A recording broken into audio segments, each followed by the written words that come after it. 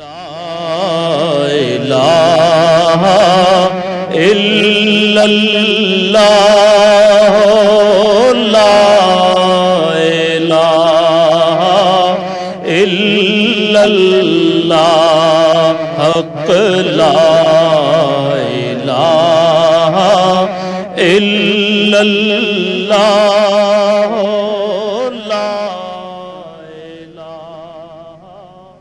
پروردگار، میں نے ایک بے آب و گیا وادی میں اپنی اولاد کے ایک حصے کو تیرے محترم گھر کے پاس لا بسایا ہے۔ پروردگار، یہ میں نے اس لیے کیا ہے کہ یہ لوگ یہاں نماز قائم کریں، لہٰذا تو لوگوں کے دلوں کو ان کا مشتاق بنا اور انہیں کھانے کو پھل دے، شاید کہ یہ شکر گزار بنے۔ یہ شہروں کی ماں مکہ مکرمہ کے قیام کے وقت کی دعا تھی جو حضرت ابراہیم علیہ السلام نے بی بی ہاجرہ اور اپنے صاحبزادے حضرت اسماعیل علیہ السلام کو سنگلاخ پہاڑیوں کے درمیان آباد کرتے وقت کی، اور اللہ کی مدد سے اس قدیم گھر کو تعمیر کیا۔ وہ اللہ کے گھر کی تعمیر کے ساتھ ساتھ پورے ایمان اور اخلاص کے ساتھ اپنے زبردست خالق سے دعا کرتے جاتے تھے کہ زندگی سے آری اس لق و دق صحرا کو ایسا مرکز بنا دے جہاں انسانوں کے دل اللہ کی یاد سے معمور رہیں۔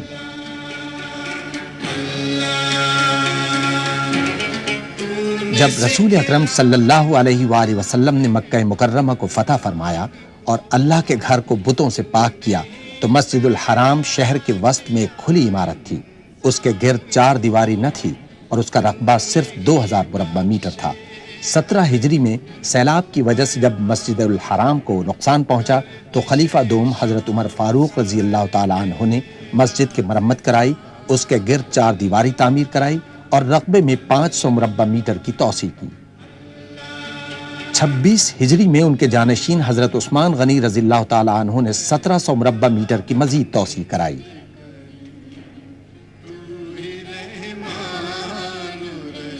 مسجد حرام کی 4 دیواری میں توسیع سن 65 ہجری میں حضرت عبداللہ بن زبیر رضی اللہ تعالیٰ عنہ نے کرائی، جس کے نتیجے میں اس کا رقبہ 3300 مربع میٹر ہوا۔ سن 137 ہجری میں ابو جعفر المنصور نے مسجد حرام میں 5300 مربع میٹر کا مزید اضافہ کیا۔ اس کے بعد خلیفہ محمد المہدی کی زیر نگرانی توسیع میں مسجد کے رقبے میں 15000 مربع میٹر کا اضافہ ہوا۔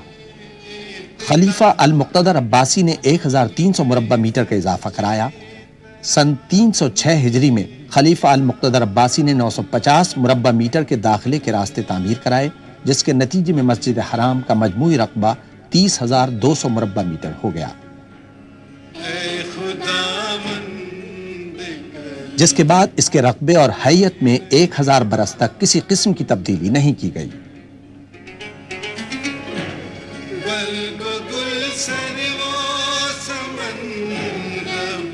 سعودی مملکت کے بانی شاہ عبدالعزیز السعود نے 1000 سال کے طویل وقفے کے بعد پہلی مرتبہ مسجد الحرام میں توسیع کرائی۔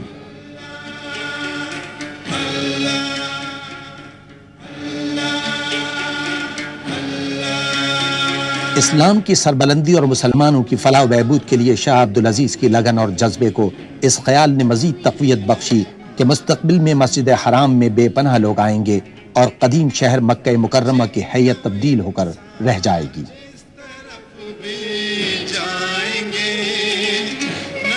مسجد الحرام اور اطراف کے شہر کو تبدیل کر ڈالنے کے لیے شاہ عبدالعزیز کی زیر نگرانی توسیع 4 ربیع الثانی سن 1375 ہجری کو شروع ہوئی۔ مسا یعنی صفا و مروہ کے درمیان سعی کے راستے کی تعمیر سے اس کا آغاز ہوا۔ یہ مقدس راستہ بی بی ہاجرہ علیہ السلام کے نقش قدم پر کوہ صفا اور مروہ کے درمیان ہے۔ اس راستے کو مسجد میں شامل کرنے کا فیصلہ کیا گیا، چنانچہ شہر کے بعض حصے مسجد میں شامل ہونا تھے۔ حاجیوں اور دیگر عبادت گزاروں کو صفا اور مروہ کی سعی کھلے آسمان کے نیچے کرنا پڑتی تھی۔ انہیں صحرا کی شدید گرمی، ریت اور بازار کی رکاوٹوں کا سامنا کرنا پڑتا تھا۔ اس طرح توسیع کے کام کے پہلے مرحلے میں مسا کو مسجد الحرام میں شامل کر لیا گیا۔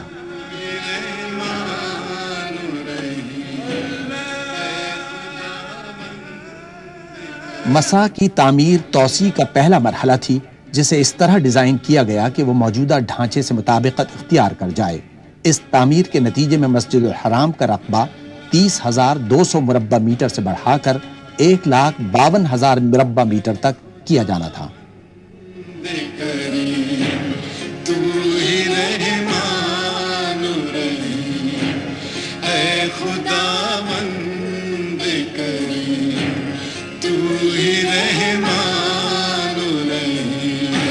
مسجد الحرام کی توسیع کا کام 20 سال سے زائد عرصے تک جاری رہا۔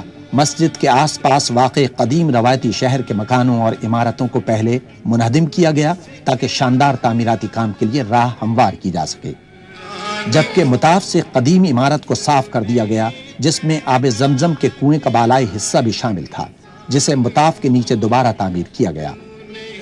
عمارت کے ڈھانچے میں تبدیلی سے اس کی گنجائش ایک وقت میں 3,500 سے بڑھ کر 30,000 نمازیوں کے قریب ہو گئی۔ سن 1396 ہجری میں جب یہ عظیم الشان اور پرشکو عمارت مکمل ہوئی تو اس میں مجموعی طور پر 3 لاکھ افراد نمازیں اور دیگر عبادات آرام و سکون اور پورے خشوع و خضوع کے ساتھ کر سکتے تھے۔ لیکن پہلی سعودی توسیع کی تکمیل کے ساتھ ہی سعودی عرب اور مسلم دنیا میں بے پناہ معاشرتی تبدیلیوں کا آغاز بھی ہو گیا، جس کے نتیجے میں ان گنت عازمین حج مکہ مکرمہ آنے لگے۔ یوں مسجد حرام اور شہر پر دباؤ میں بے پناہ اضافہ ہو گیا۔ ان تبدیلیوں سے عہدہ برا ہونے کے لیے سعودی حکومت نے مسجد الحرام کی سہولتوں میں اضافے کے پروگرام پر عمل درآمد کیا، جس میں مطاف کے راستے کے خالص اور سفید سنگ مرمر سے تبدیلی بھی شامل تھی۔ اس سنگ مرمر کی خوبی یہ ہے کہ اس کی بدولت شدید گرمی میں بھی پیر ٹھنڈے رہتے ہیں۔ سن 1406 ہجری میں خادم حرمین شریفین شاہ فہد بن عبدالعزیز السعود نے پہلی سعودی توسیع کے دوران تعمیر کی جانے والی چھت کی تزئین و آرائش کی ہدایت کی تاکہ مزید 84,000 نمازیوں کی گنجائش نکالی جا سکے۔ خادم حرمین شریفین نے مسجد الحرام کی عمارت کی حدود کے باہر 5 اسکیلیٹرز کے لیے اضافی عمارتوں کی تعمیر کا بھی حکم دیا۔ اس ڈھانچے کو، جن میں سے ہر ایک 375 مربع میٹر رقبے کا ہے، رش کے زمانے میں عام سیڑھیوں کے علاوہ چھت پر آنے جانے کے لیے اضافی سہولت کی فراہمی کے لیے تعمیر کیا گیا تھا۔ ان ایسکیلیٹرز کی تعمیر کا بنیادی مقصد خاص طور پر ضعیف افراد اور بچوں کو پہلی منزل اور چھت کے علاقوں تک آمد رفت کی سہولتیں فراہم کرنا تھا۔ سٹین لیس اسٹیل کے اسکیلیٹرز کی روایتی عرب طرز تعمیر کے مطابق تزئین و آرائش کی گئی۔ ان میں ہر گھنٹے 15,000 افراد کے اوپر آنے جانے کی گنجائش ہے۔ پہلی سعودی توسیع کے بعد کی جانے والی ان تبدیلیوں کے نتیجے میں مسجد الحرام کی گنجائش بڑھ کر 4 لاکھ افراد ہو گئی۔ جدید کمرشل فضائی ٹرانسپورٹ کے آغاز کے بعد حجاز مقدس آنے والے عازمین حج کی تعداد میں بے پناہ اضافے کے بعد ایک مرتبہ پھر بہترین منصوبہ بندی کی ضرورت محسوس کی گئی۔ 2 صفر سن 1409 ہجری کو خادم حرمین شریفین نے مسجد الحرام کی گنجائش کو دگنا کرنے کے منصوبے کا سنگ بنیاد رکھا، جنہیں اللہ تعالیٰ مومنین کی مستقبل کی نسلوں کی خدمت اور اسلام کی سربلندی کے لیے قائم و دائم رکھے۔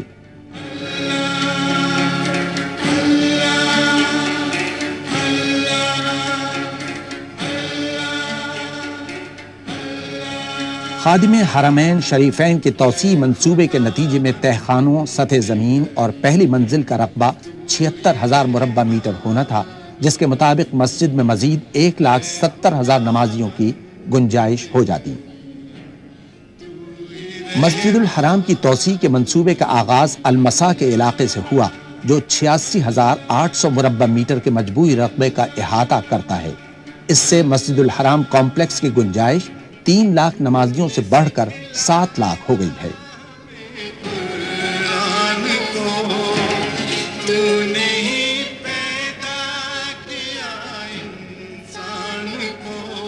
تعمیر کے کام کے آغاز سے کئی برس قبل مسجد سے ملحق سوق صغیر کو منہدم کر دیا گیا تاکہ نئی توسیع کے لیے جگہ نکالی جا سکے۔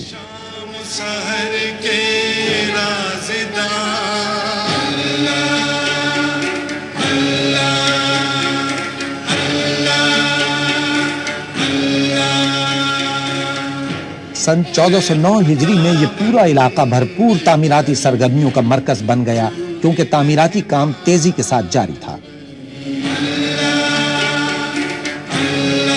तहखानों के इलाकों को हमवार करने के लिए गहरी खुदाई की गई, क्योंकि तहखानों को पूरे कॉम्प्लेक्स के नीचे तैयार करना था, जहां नमाज की जगह के अलावा मस्जिद की जरूरियात और खिदमात की फराहमी का एहतमाम किया जाना था। इस दौरान मस्जिद के इर्द गिर्द के इलाकों को तरक्याती कामों के लिए मुनहदिम किया जाता रहा।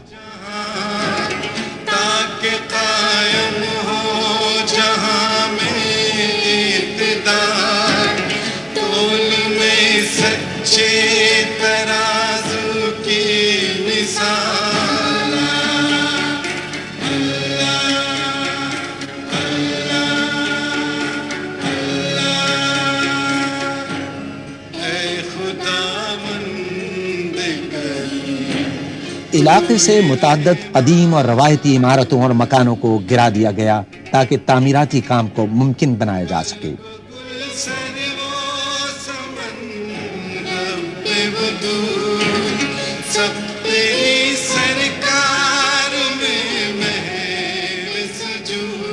मस्जिदुल हराम मक्का मुकर्रमा के वस्त में वाक़ है, जहां से म्यूनिसिपैलिटी और मस्जिद के लिए बेशुमार खिदमात की फराहमी की लाइनें गुजरती हैं। इन तमाम खिदमात को तामीराती काम के दौरान रोकना खासा मुश्किल था। एक बड़ी और अहम पाइपलाइन खुदाई के बड़े मकाम पर कट रही थी, जिसे खुदाई के दौरान यूं ही छोड़ दिया गया।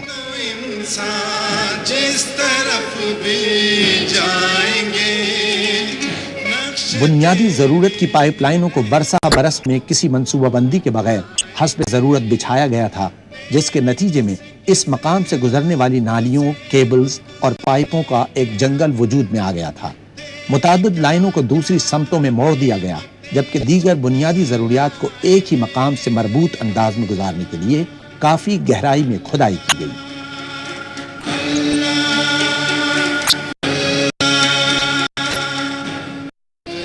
इर्द गिर्द से गुजरने वाली बुनियादी जरूरियात की अशिया की लाइनों को मुख्तसर मुद्दत में एक मुत्तहदा और मरबूत निज़ाम से मुंसलिक करने का अमल तामीराती माहिरीन के लिए इंजीनियरिंग का एक बड़ा चैलेंज बन गया। मुतअद्दिद मेहराबदार नालियों को मसा के नीचे से गुजारा गया। इसके लिए मुसल्लसी शक्ल के खुले तहखाने तामीर किए गए ताकि उनकी मरम्मत और देखभाल में आसानी रहे। इन तहखानों में एयर कंडीशनिंग सिस्टम के आलात भी नस्ब किए गए। पानी की फराहमी और निकास की लाइनों, हाई टेंशन केबल्स और टेलीफोन लाइनों के लिए मेहराबदार नालियां या कलवर्ट्स बेहद मुफीद थे, जिनसे न सिर्फ मस्जिदुल हराम की खिदमत बल्कि आसपास वाक़े बल्दियाती इजला को भी सहूलत हुई।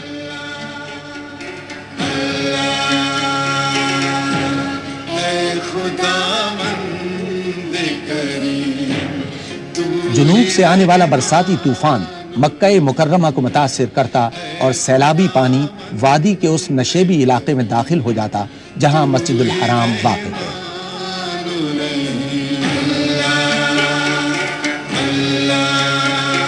इस सैलाबी पानी से मस्जिदुल हराम और अतराफ का इलाका ज़ेर-ए-आब आ जाता है।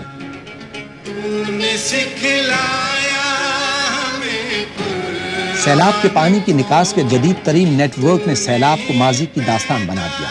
मौजूदा तौसी में इस नेटवर्क को सैलाबी पानी की निकास के 3 नए तरीकों की बदौलत मजीद बेहतर बनाया गया। एक नाला मस्जिदुल हराम स्ट्रीट पर अल हुजूम से शुरू होकर मसा के नीचे से गुजरता है। एक और सिस्टम किंग फहद गेट के करीब शमिया और शुबायका से पानी की निकास करता है। तीसरा निजाम अल उदूल स्क्वायर से अल हुजूम तक सुरंग के जरिए मस्जिदुल हराम के शिमाल मगरिब की जानिब से गुजरता है। इसकी 1175 मीटर तक तौसी कर दी गई।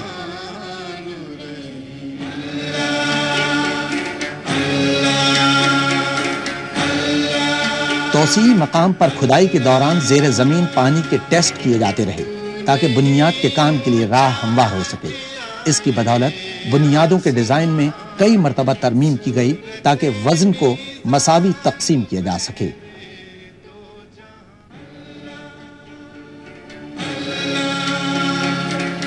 नई तौसी में 1 मीटर ठोस स्लैब्स बिछाए गए, जिसे गैर हमवार बुनियाद कहा गया। यह बुनियाद इतनी मजबूत है कि इस पर मुस्तकबिल में पूरी इजाफी मंजिल तामीर की जा सकती है اور یہ سٹرکچر عمارت کو ہر قسم کے زلزلے سے بھی محفوظ رکھے گا۔ اے خدا مند کرے تو ہی رحمان الرحیم،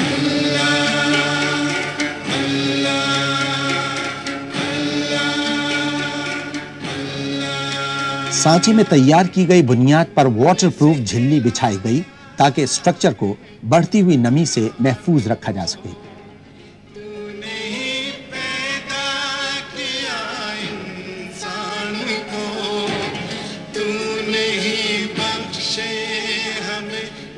ڈھانچے کی بنیاد کے ساتھ فولاد اور کنکریٹ کے 492 مضبوط امدادی چبوترے تعمیر کیے گئے۔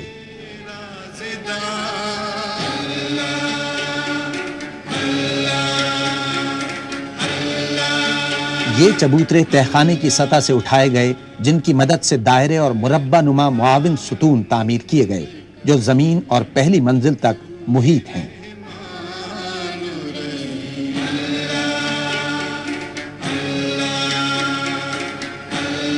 زمین دوز اساس سے مسجد الحرام کی توسیع کے اہم مرحلے کا آغاز ہوا۔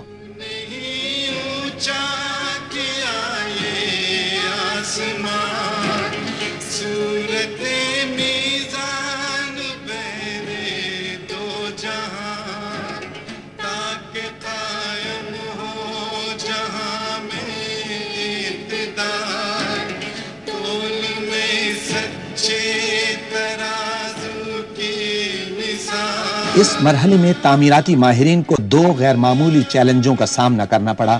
پورے تعمیراتی کام کے دوران توسیع اور موجودہ حصوں میں پیدل چلنے والوں کا راستہ کھلا رکھنا ضروری تھا تاکہ نمازیوں کو مسجد تک آمد رفت میں کسی قسم کی مشکل کا سامنا نہ کرنا پڑے۔ دوم یہ کہ تعمیراتی مقام پر جگہ کی کمی اس امر کا تقاضا کرتی تھی کہ مٹیریل کو تعمیراتی مقام سے دور رکھا اور تیار کیا جائے۔ چنانچہ کنکریٹ مکسنگ پلانٹ کوڈے میں بنایا گیا۔ اس مقام پر 3 لاکھ مکعب میٹر کنکریٹ تیار کیا گیا۔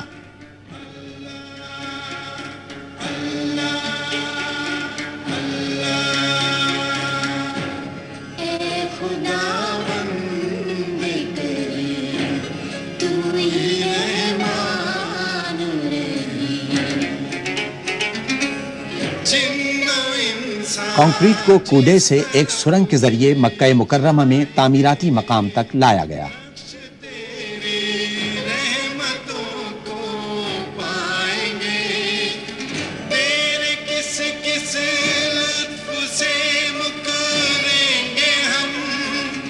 خادم حرمین اور شریفین نے منصوبہ بندی اور تعمیر کے ہر مرحلے میں ذاتی دلچسپی لی۔ وہ تعمیراتی مقام کے باقاعدگی سے دورے کرتے رہے، جس کے دوران انہیں تعمیراتی کام کی پیش رفت سے آگاہ کیا جاتا رہا۔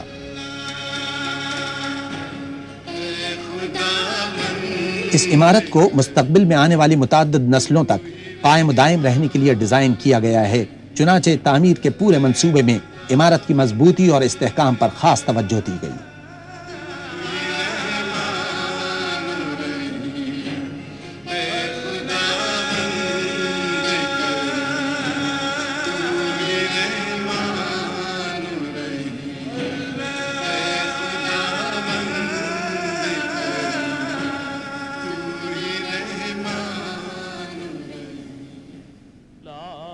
تعمیراتی کام میں استعمال کیے جانے والے تعمیراتی مواد میں اعلیٰ معیار کے 45,000 ٹن فولاد کا استعمال کیا گیا ہے۔ تعمیراتی منصوبے میں اعلیٰ معیار برقرار رکھنے کے سخت ضوابط کا نفاذ کیا گیا اور ان کی پوری طرح پابندی کرائی گئی۔ اس دوران مختلف اشیاء کی جانچ پڑتال کا عمل مسلسل جاری رہا۔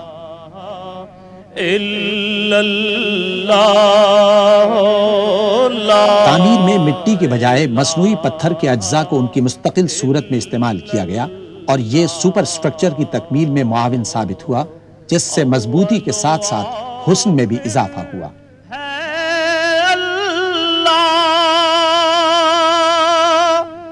باطن و ظاہر ہے اللہ،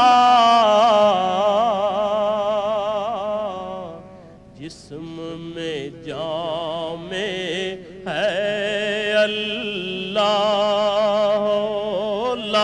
یہ خصوصی تعمیراتی مٹیریل مکہ مکرمہ کے نواح میں واقع ایک فیکٹری میں تیار کیا گیا جو اس منصوبے کے لیے خاص طور پر تعمیر کی گئی تھی۔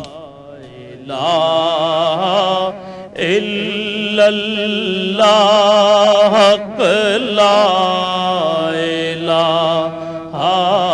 الا اللہ قلندروں کی اذان لا۔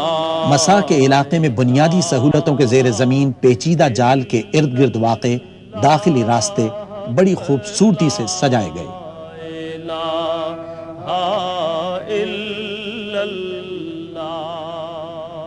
اطراف کے راستوں پر گرینائٹ کا فرش کیا گیا، جبکہ صحن میں وہی ٹھنڈا سفید سنگ مرمر استعمال کیا گیا جو مطاف اور چھت کے علاقوں میں استعمال ہوا ہے۔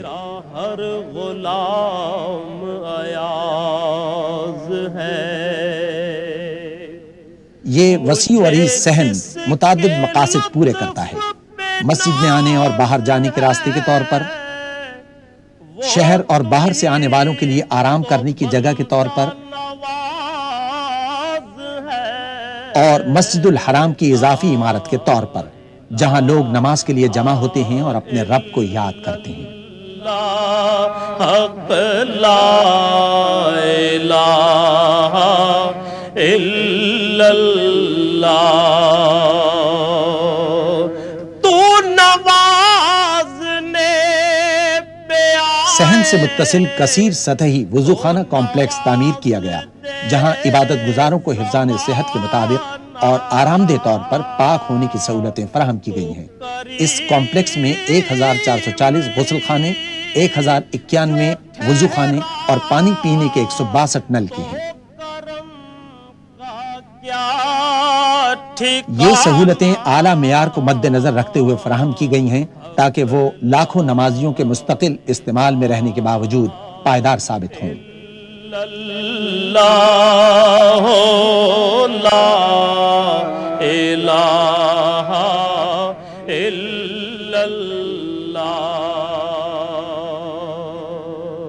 سن 1411 ہجری میں ماہ رمضان المبارک تک مسا، صحن اور چھت کا تمام علاقہ مکمل ہو چکا تھا اور اہل ایمان سے بھر گیا تھا۔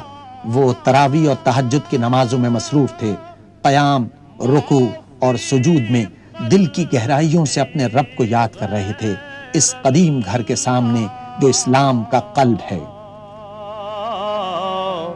نور محمد صلی اللہ لا الہ الا اللہ حق لا الہ الا اللہ لا الہ الا اللہ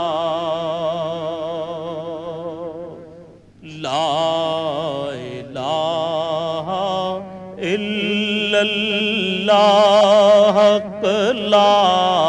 ایک طرف گراؤنڈ فلور تکمیل کے آخری مرحلے میں تھا اور دوسری طرف پہلی منزل کی تیاریاں پوری طرح جاری تھیں۔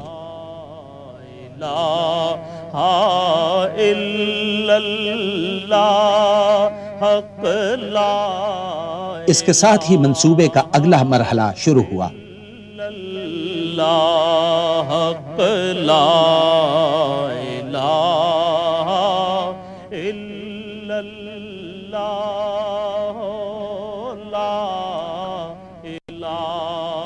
وادی فاطمہ مکہ مکرمہ کے نواح میں واقع ہے۔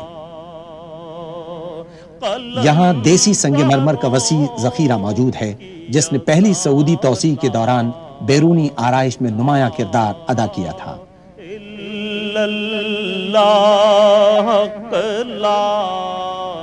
موجودہ منصوبے کے لیے ضروری تھا کہ پتھر تراشنے والی مشینوں کو زمین میں زیادہ گہرائی تک پہنچایا جائے تاکہ شاندار سنگ مرمر حاصل کیا جا سکے۔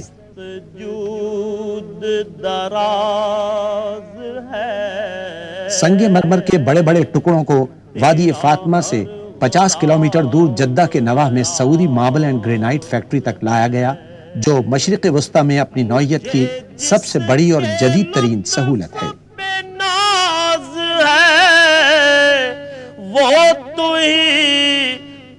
بندہ یہاں سنگ مرمر کے سلیبز تیار کیے گئے، انہیں کاٹا گیا اور پالش کی گئی تاکہ اس کے فطری حسن کو جلا بخشی جا سکے۔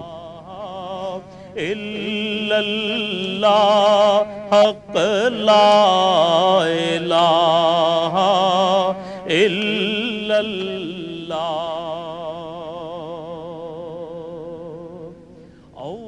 مکہ مکرمہ میں اس خوبصورت سنگ مرمر کو توسیع منصوبے میں مطلوبہ مقامات پر نصب کرنے کا عمل جاری رہا۔ باطن و ظاہر ہے اللہ،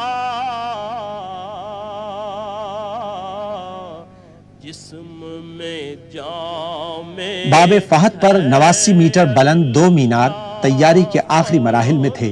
یہ مینار مسجد کے موجودہ 7 میناروں سے ملتے جلتے ہیں۔ اللہ حق لا الہ الا اللہ۔ مسجد کے 82,000 مربع میٹر پورے توسیعی حصے میں اعلیٰ قسم کا کرارا سنگ مرمر بچھایا گیا۔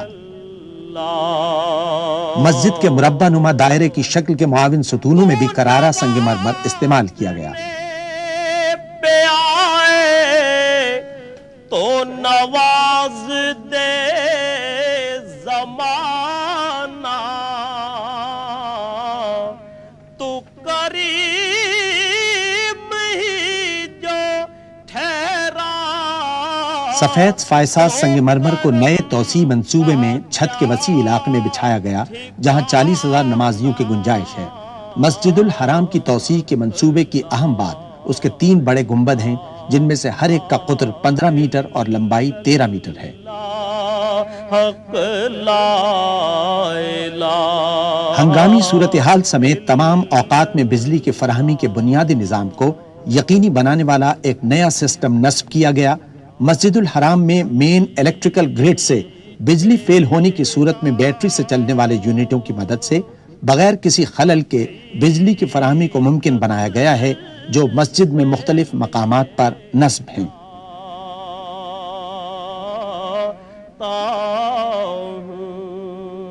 یہ یونٹ ایسکیلیٹرز، ساؤنڈ سسٹم اور فائر الارم کو عبوری طور پر بجلی فراہم کر رہے ہیں۔ یہ اس وقت تک ضروری لائٹوں کے لیے بجلی فراہم کریں گے جب تک خودان کے مقام پر ایک نیا سٹینڈ بائی پاور پلانٹ کام شروع نہ کر دے۔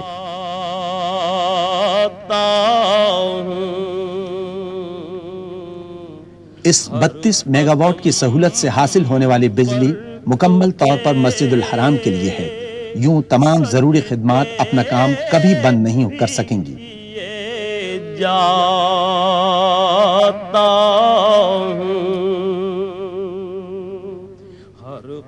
ایسکیلیٹرز کی 2 اضافی عمارتیں بھی نئی توسیع کا حصہ بنی۔ سجدے بھی کیے۔ مکہ مکرمہ کی شدید گرمی ہمیشہ سے عازمین حج کے لیے پریشان کن رہی، اس لیے خادم حرمین شریفین نے فرمان جاری کیا کہ مسجد الحرام میں ایئر کنڈیشننگ سسٹم نصب کیا جائے جو نئی توسیع شدہ عمارت کو ٹھنڈا رکھے۔ یہ سسٹم 6 منزلہ عمارت میں واقع ہے، جسے سینٹرل اسٹیشن کہا جاتا ہے۔ سینٹرل اسٹیشن میں کولنگ کا جدید نظام موجود ہے، جس میں بالآخر 104 چلنگ یونٹس شامل کر دیے جائیں گے، جن میں تقریباً 38,500 ٹن کی کولنگ کی گنجائش ہوگی، جو مسجد الحرام تک انسولیٹڈ پائپوں کی مدد سے پہنچائی جاتی ہے۔ تیری رحمت کے سہارے پہ جیے جاتا ہوں۔ چونکہ یہ پلانٹ رہائشی ضلع میں واقع ہے، اس لیے عمارت میں زبردست ساؤنڈ پروفنگ کی گئی ہے، جو شور کو مناسب حد تک کم کرتی ہے۔ 450 میٹر کی سرنگ کے ذریعے ٹھنڈا پانی مسجد الحرام تک پہنچایا جاتا ہے۔ یہ پائپ ٹھنڈا پانی مسجد الحرام تک لے جاتے ہیں اور دوبارہ یخ بستہ کرنے کے لیے پانی کو واپس لاتے ہیں۔ زندگی نام ہے۔ توسیع کے کام کے دوران یہ پائپ ذیلی زمیندوز حصوں سے گزرتے تھے۔ پانی کو سیکنڈری پائپوں کے ذریعے ایئر ہینڈلنگ یونٹ میں پمپ کیا جاتا، جو بالائی زمین دوز سطح میں واقع تھے۔ چھوٹے سائز میں یہ ایئر ہینڈلنگ یونٹ اس طرح ڈیزائن کیے گئے ہیں کہ ان میں بے شمار خوبیاں پیدا ہو گئی ہیں۔ ان میں سب سے اہم خصوصیت ڈکٹنگ نیٹ ورک کے ذریعے زیادہ دباؤ پر سرد ہوا کو پمپ کرنے کی گنجائش ہے تاکہ مطاف کے گرد واقع محراب دار راہداریوں کے ذریعے مسجد میں داخل ہونے والی گرم ہوا کو باہر دھکیلا جا سکے۔ زمانے کو دیے جاتا ہوں یہ سبق سارے زمان۔ ٹھنڈی ہوا مربع نما ستونوں سے خارج ہوتی ہے جبکہ استعمال شدہ ہوا دائرہ نما ستونوں کے نچلے حصے سے باہر نکل جاتی ہے۔ ہر قدم پر تجھے سجدے بھی کیے جاتا ہوں صبر کرنا۔ مسجد کی اندرونی دیواروں کی آرائش کی تیاریاں اٹلی کی ایک ورکشاپ میں ماہر کاریگر انجام دے رہے تھے۔ قیمتی پتھروں کو کمپیوٹر کی مدد سے کام کرنے والی مشینوں کی مدد سے تراشا جا رہا تھا۔ صبر کرنا ہے تیری بہترین ہنرمندی اور جدید ٹیکنالوجی کی مدد سے اسلامی طرز کے شاہکار تیار کرنے میں مدد ملی جنہوں نے مسجد کو خوبصورت، دیدہ زیب اور مزید پروقار بنا دیا۔ میں یہی سوچ کے آنسو بھی پیے جاتا ہوں نام بھی تیرا۔ اس پورے کام کو بے حد نفاست سے انجام دیا گیا، حتیٰ کہ نماز کے زمین دوز علاقے کو بھی سنگ مرمر سے آراستہ اور جپسم سے مضبوط کیا گیا۔ تیرے کرم کی الہی کچھ انتہا ہی نہیں، اب اپنا تیرے سوا کوئی آسرا۔ ماہر کاریگروں نے اعلیٰ معیار کے ٹائل تیار کیے جو اسلامی فن تعمیر کا بہترین نمونہ تھے۔ الہی کچھ انتہا ہی نہیں، نہ ہو جو جذب کی۔ یہاں تیار کیے جانے والے ٹائلوں نے شاندار محرابوں کو حسن بخشا جنہیں باب فہد پر تعمیر کیا گیا۔ نہ ہو جو جذب انتہائی بڑی فانوسیں اسلامی فن تعمیر کا شاہکار تھیں جنہیں پوری مسجد میں جا بجا سجایا گیا۔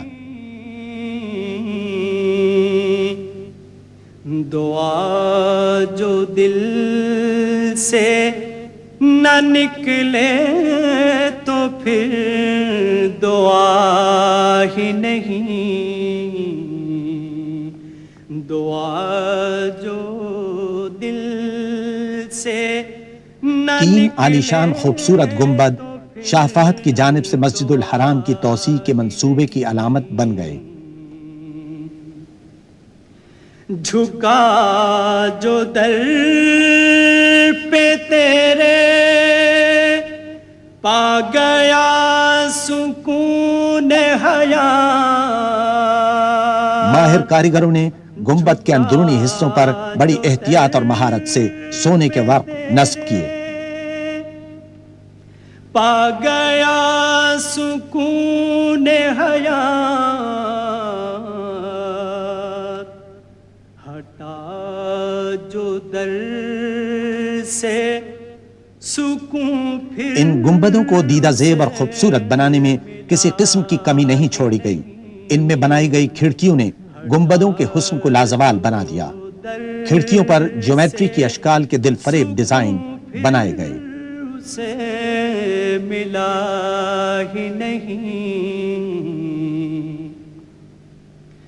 کروں میں جرتے شکوہ مجال کیا میری.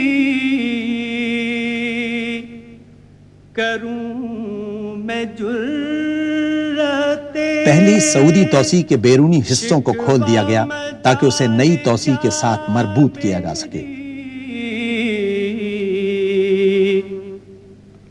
تیرے کرم نئی اور پرانی عمارتوں کے درمیان بڑی مہارت کے ساتھ تعلق قائم کیا گیا. میں رہا ہی نہیں. تیرے کرم. موجودہ مسجد کے ڈیزائنوں اور مٹیریل کو مد نظر رکھتے ہوئے نئی توسیع کا کام کیا گیا تھا. یوں دونوں عمارتوں میں کہیں کوئی فرق محسوس نہیں ہوتا. تیرے کرم. مسجد الحرام کے توسیع شدہ حصے کے باہر ٹریفک کے ہجوم کو کم کرنے کے لیے خادم حرمین شریفین نے ایک انڈر پاس کی تیاری کا حکم دیا جس کے اوپر ایک چھت تعمیر کی جانی تھی تاکہ نمازی مسجد تک آسانی اور حفاظت سے آ جا سکیں. اس کام کے لیے مسجد الحرام کی مغربی جانب سوق صغیر کی طرف شبیکہ فلائی اوور سے مشرقی جانب جیاد اسٹریٹ تک 900 میٹر علاقے میں کھدائی اور تعمیر ہونا تھی. آسرا ہی نہیں. تیرے کرم کی الہی کچھ انتہا ہی نہیں. انڈر پاس کی تعمیر سے جو پیدل چلنے والوں کے عارضی پلوں کے درمیان سے گزرتا ہے ٹریفک کے رش کو کم کرنے کے علاوہ ایک وسیع و عریض جگہ بھی میسر آ گئی جس کی بدولت بنیادی ضروریات کے کمروں اور انتظامی دفاتر کے ساتھ ساتھ ایک بڑا 2 منزلہ طہارت خانہ بنانے میں مدد ملی جہاں سیڑھیاں اور دوہرے اسکیلیٹرز بنائے گئے ہیں. ان میں 690 غسل خانے، 449 وضو خانے اور پینے کے پانی کے 114 نلکے ہیں. انڈر پاس کو 600 میٹر تک ڈھانپا یا کور کیا گیا تاکہ مسجد الحرام تک ٹریفک کا بہاؤ کسی رکاوٹ کے بغیر جاری رہ سکے اور نمازیوں کے پیدل چلنے کے راستوں میں کسی قسم کی دشواری یا رکاوٹ نہ ہو. مسجد حرام کے ارد گرد پورے انڈر پاس کو ایک چھت سے ڈھانک دیا گیا جس کی بدولت نماز کے لیے اضافی جگہ اور نمازیوں کی سہولت کے لیے ایک قیمتی حصہ میسر آ گیا. تعمیراتی کام کے تمام عرصے میں نمازیوں کی سہولت کو خاص ترجیح حاصل رہی.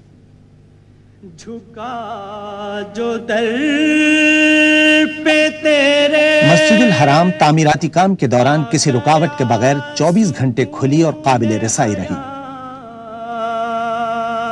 یہ پورا منصوبہ تعمیراتی انجینئرنگ کے لیے ایک چیلنج کی حیثیت رکھتا تھا. تعمیراتی مقام سے گزرنے والے عارضی پلوں کی بدولت پیدل چلنے والوں کے راستے بذات خود کسی چیلنج سے کم نہ تھے تاکہ ان عارضی پلوں کے ذریعے نمازی اللہ کے گھر آ سکیں اور اپنے خالق حقیقی کی عبادت آسانی اور سکون سے کر سکیں. سکون پھر اسے ملا ہی نہیں. ہٹا جو در سے سکون پھر اسے. خادم حرمین شریفین نے پوری مسلم امہ کے لیے یہ شاندار خدمت انجام دی تاکہ لوگ اللہ تعالیٰ کی بزرگی اور عظمت اور حسن کے احساس کے ساتھ اس کی پاکی بیان کر سکیں. شکوہ مجال کیا میری. کروں میں جرتے شکوہ مجال کیا میری. تیرے کرم سے تو محروم میں رہا ہی نہیں. تیرے کرم سے تو محروم میں رہا ہی نہیں. تیرے کرم کی الہی کچھ انتہا ہی نہیں. اے انسان، خود کو پاک صاف کر لو اور اپنے خالق کی عبادت کرو، تم خوشحال ہوگے اور فلاح پاؤ گے۔ اپنے باپ ابراہیم علیہ السلام کے نقش قدم پر چلتے ہوئے اللہ کے لیے جہاد کرو جیسا کہ اس کا حق ہے، اور جس کے لیے اس نے تمہیں منتخب کیا ہے، اور اس نے تمہارے لیے یہ دین چنا ہے۔ اس نے تمہارا نام مسلمان رکھا تاکہ تم انسانیت پر گواہ رہو۔ اس لیے نماز ادا کرو، زکوٰۃ دو اور روزے رکھو، اور اللہ کے گھر کا حج کرو، وہ تمہارا محافظ ہے اور بہترین محافظ اور بہترین مددگار۔ اے خداوند کریم، تو ہی رحمان الرحیم، اے خداوند کریم، تو ہی رحمان الرحیم۔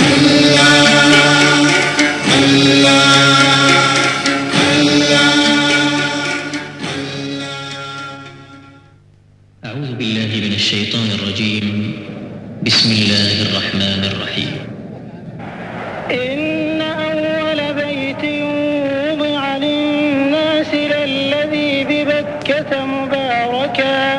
مباركا وهدى للعالمين فيه آيات بينات مقام إبراهيم ومن دخله كان آمنا۔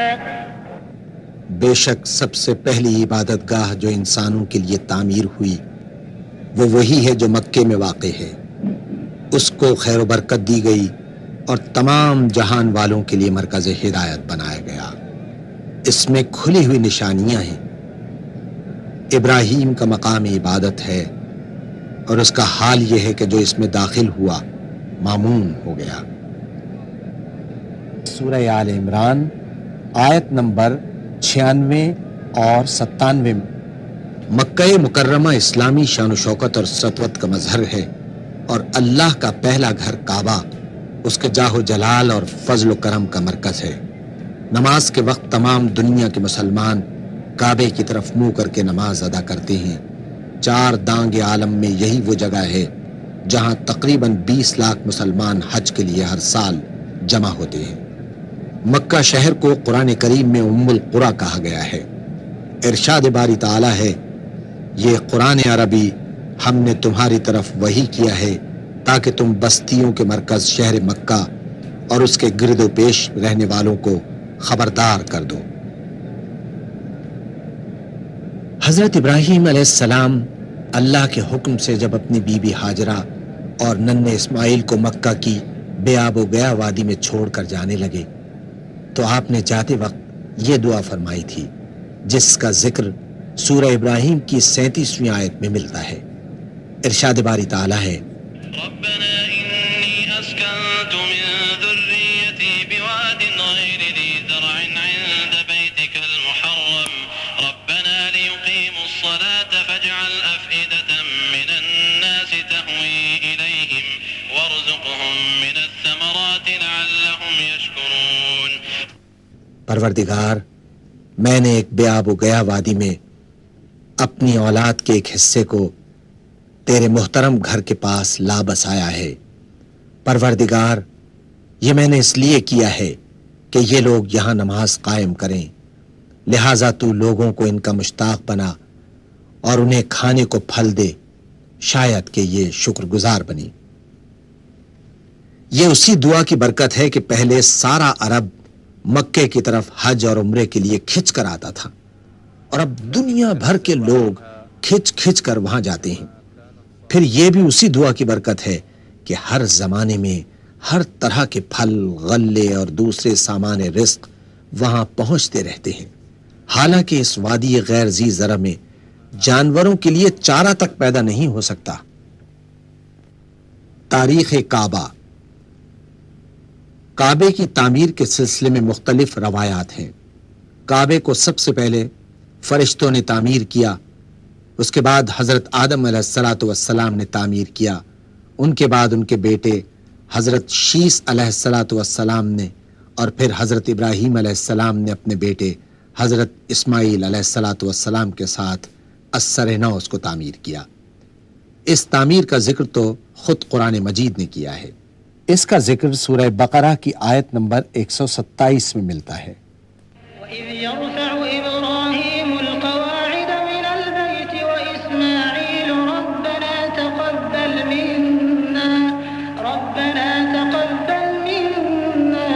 إِنَّكَ أَنْتَ السَّمِيعُ الْعَلِيمُ۔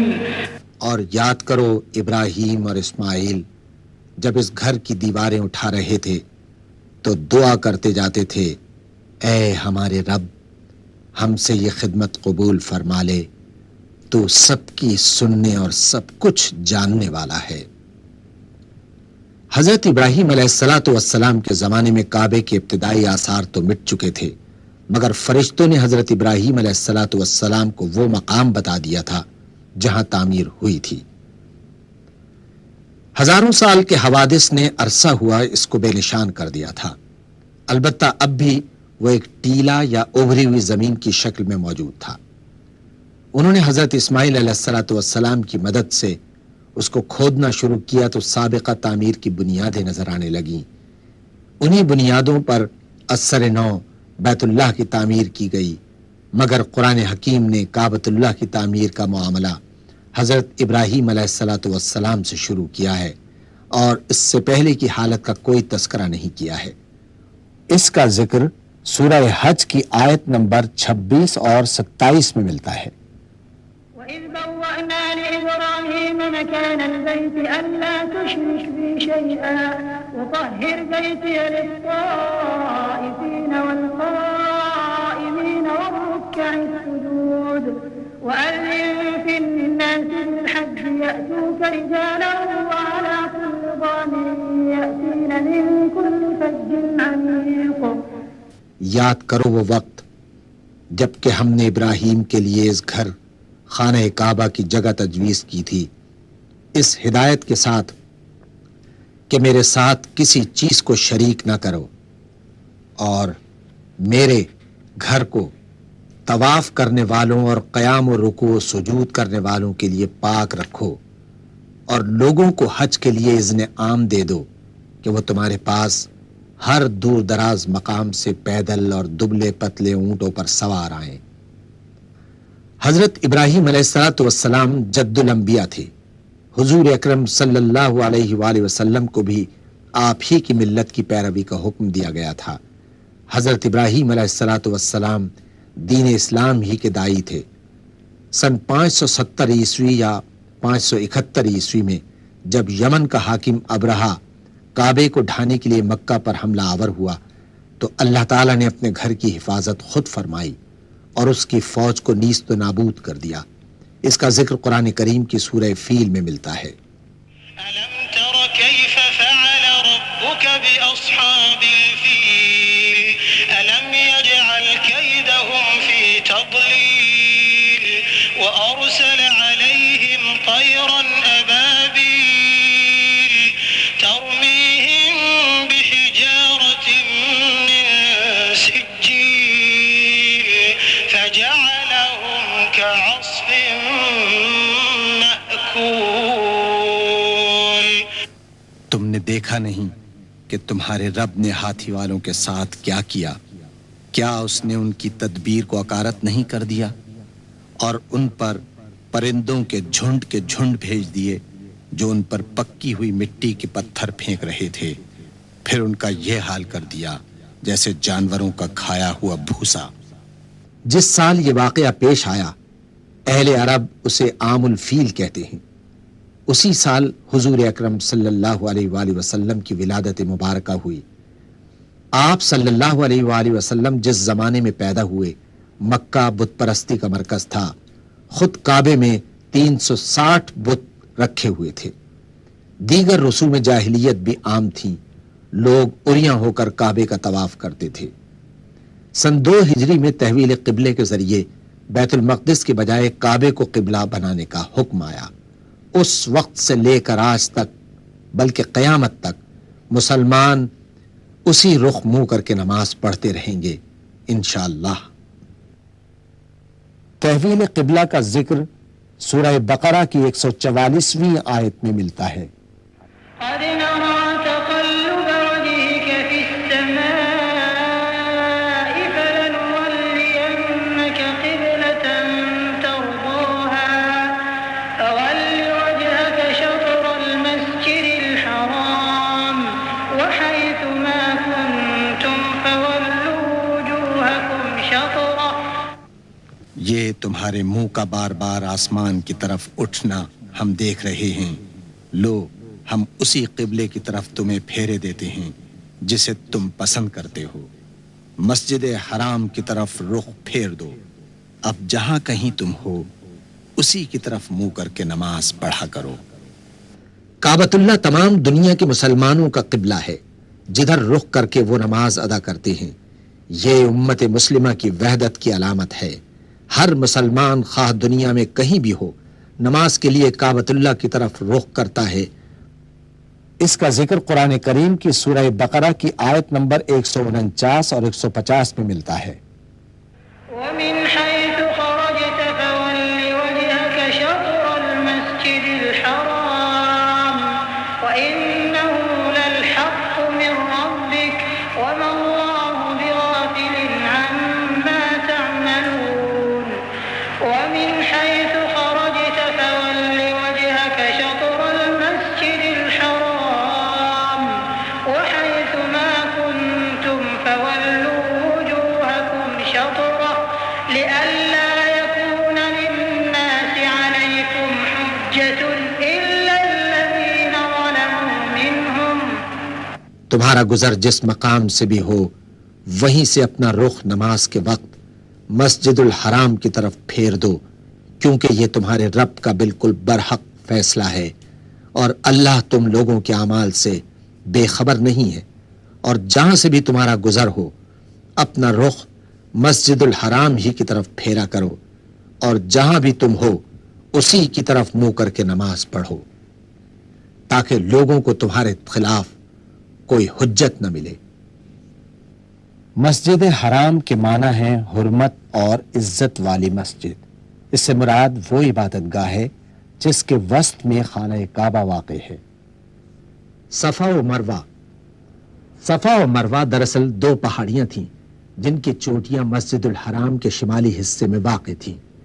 اس کے قریب ہی وہ جگہ تھی جہاں حضرت ابراہیم علیہ السلام اللہ تعالیٰ کے حکم کی تعمیل میں اپنی نیک بیوی حضرت ہاجرہ اور اپنے فرزند حضرت اسماعیل علیہ السلام کو چھوڑ گئے تھے۔ پانی کی تلاش میں حضرت ہاجرہ نے صفا و مروہ کے درمیان 7 چکر لگائے تھے۔ ان پہاڑیوں کا درمیانی حصہ نشیب میں تھا، لہذا بی بی ہاجرہ ننھے اسماعیل کی نظر سے اوجھل ہو جانے کے سبب اس جگہ سے دوڑ کر گزرتی تھیں۔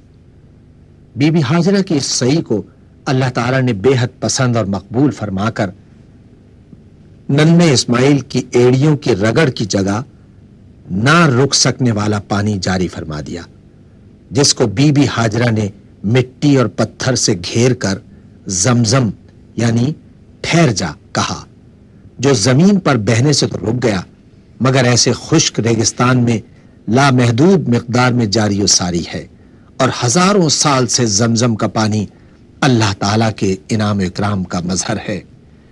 چنانچہ ہر حاجی اور عمرہ کرنے والے کو بی بی ہاجرہ کی پریشانی اور پانی کی سعی کی اتباع میں صفا اور مروہ کے درمیان 7 چکر لازمی لگانے کا حکم ہے، اور یہ حج اور عمرے کے مناسک میں شامل ہے۔ قرآن کریم میں سورہ بقرہ کی 158ویں آیت میں ارشاد ہوتا ہے، إن الصفا والمروة من شعائر الله فمن حج البيت أو اعتمر فلا جناح عليه أن يطوف بهما ومن تطوع خيرا فإن الله شاكر عليم۔ یقیناً صفا اور مروہ اللہ تعالیٰ کی نشانیوں میں سے ہیں، لہٰذا جو شخص بیت اللہ کا حج یا عمرہ کرے اس کے لیے کوئی گناہ کی بات نہیں کہ وہ ان دونوں پہاڑیوں کے درمیان سعی کر لے، اور جو برضا و رغبت کوئی بھلائی کا کام کرے گا اللہ کو اس کا علم ہے، اور وہ اس کی قدر کرنے والا ہے۔ سن 8 ہجری میں آپ صلی اللہ علیہ وآلہ وسلم نے اللہ کے حکم سے جنگ و جدال کے بغیر مکہ فتح کیا۔ اس سے اسلام میں ایک نئے دور کا آغاز ہوا۔ کفر و شرک کے تمام انبار جو کعبے کے گرد جمع ہو گئے تھے اب صاف کر دیے گئے۔ خود حضور اکرم صلی اللہ علیہ وآلہ وسلم اپنی چھڑی سے انہیں گراتے جاتے اور پڑھتے جاتے تھے، حق آ گیا اور باطل مٹ گیا، باطل تو مٹنے ہی والا ہے۔ سن 9 ہجری کے حج کے موقع پر مکہ مکرمہ پر رسول اللہ صلی اللہ علیہ وآلہ وسلم کا عملی تسلط پہلی دفعہ ہوا، جبکہ اس موقع پر آپ صلی اللہ علیہ وآلہ وسلم خود شریک نہیں تھے، بلکہ حضرت ابو بکر صدیق رضی اللہ تعالی عنہ نے امیر الحج کے فرائض انجام دیے اور نئے انتظامات کا اعلان کیا۔ حضرت علی کرم اللہ وجہہ نے سورہ توبہ کی آیات پڑھ کر اعلان کیا، اس سال کے بعد مشرکین کو بیت اللہ میں داخل ہونے کی اجازت نہیں، کیونکہ وہ ناپاک یعنی نجس ہے۔ سن 10 ہجری میں حضرت صلی اللہ علیہ وآلہ وسلم نے خود حج کی قیادت فرمائی، یہی حجۃ الوداع تھا۔ اس موقع پر ایک بھی مشرک موجود نہ تھا۔ کعبہ بلا شرکت غیر مسلمانوں کا مقدس حرم بن گیا۔ حج کے اکثر مناسک میں بنیادی حیثیت کعبے ہی کو حاصل ہے۔ سورہ بقرہ میں ارشاد ہوتا ہے، وَإِذْ جَعَلْنَا الْبَيْتَ مَثَابَةً لِلنَّاسِ وَأَمْنًا وَاتَّخِذُوا مِن مَّقَامِ إِبْرَاهِيمَ مُصَلًّى وَعَهِدْنَا إِلَىٰ إِبْرَاهِيمَ وَإِسْمَاعِيلَ أَن طَهِّرَا بَيْتِيَ لِلطَّائِفِينَ وَالْعَاكِفِينَ وَالرُّكَّعِ السُّجُودِ۔ اور یہ کہ ہم نے اس گھر کعبے کو لوگوں کے لیے مرکز اور امن کی جگہ قرار دیا تھا، اور لوگوں کو حکم دیا تھا کہ ابراہیم جہاں عبادت کے لیے کھڑا ہوتا ہے اس مقام کو مستقل جائے نماز بنا لو، یعنی حرم پاک کو، اور ابراہیم اور اسماعیل کو تاکید کی تھی کہ میرے اس گھر کو طواف اور اعتکاف اور رکوع اور سجدہ کرنے والوں کے لیے پاک رکھو۔ کعبۃ اللہ کا حج اسلام کے بنیادی ارکان میں سے ایک رکن ہے، اور زندگی میں ایک مرتبہ ہر آزاد، ذی ہوش، بالغ اور صاحب استطاعت مسلمان پر فرض ہے جو مکہ معظمہ تک سفر کرنے کی جسمانی اہلیت بھی رکھتا ہو۔ اس کا ذکر سورہ آل عمران میں آیت نمبر 97 میں ملتا ہے۔ وَلِلَّهِ عَلَى النَّاسِ حِجُّ الْبَيْتِ مَنِ اسْتَطَاعَ إِلَيْهِ سَبِيلًا وَمَن كَفَرَ فَإِنَّ اللَّهَ غَنِيٌّ عَنِ الْعَالَمِينَ۔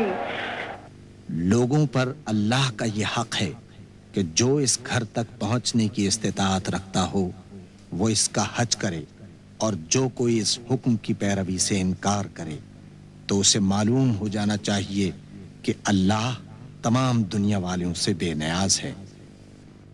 حج ہر مسلمان کی تمنا اور زندگی کا بلند ترین نصب العین ہے۔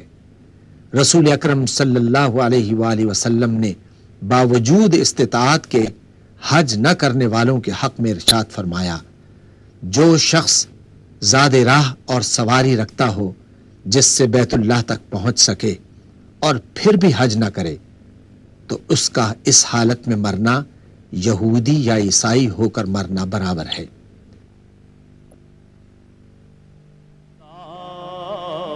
لا الہ الا اللہ، لا الہ الا اللہ، لا الہ